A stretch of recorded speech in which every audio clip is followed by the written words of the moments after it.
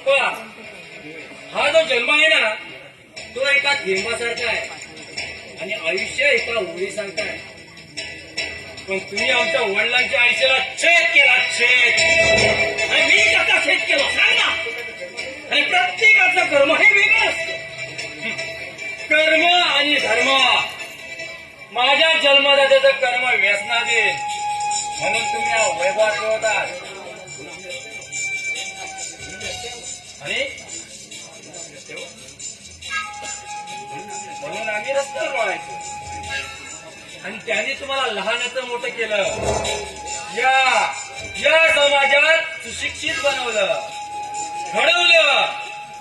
म्हणून तुम्ही या चांगल्या पवित्र दुनियेत लोळताय. अरे हा तुमचा गैरसमज आहे. आम्हाला आमचा हक्क द्या. माझ्या बहिणीचं म्हणजे तुमच्या पुतणीचं लग्न आहे. काय करता ते बोला. प्रत्येकाने स्वतःचा व्यवहार बघावा. आजपर्यंत आम्ही तुमच्याबरोबर कधीच जेवायला बसलो नाही. आम्ही आमच्या ताटातलंच खाल्लं.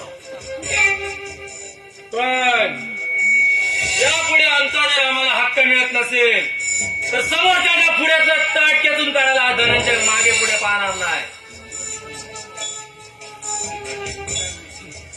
हे बघ, तुला नेमकं काय म्हणायचंय ना ते स्पष्ट बोल रे. दोघांच्या स्वमताने जेवढे निर्णय होतील तेवढे करा. त्यात तुमच्या मुलालाही सामील करून घ्या. नाहीतर उद्या येणाऱ्या अकस्मात संकटाने माणूस गडबडून जातो.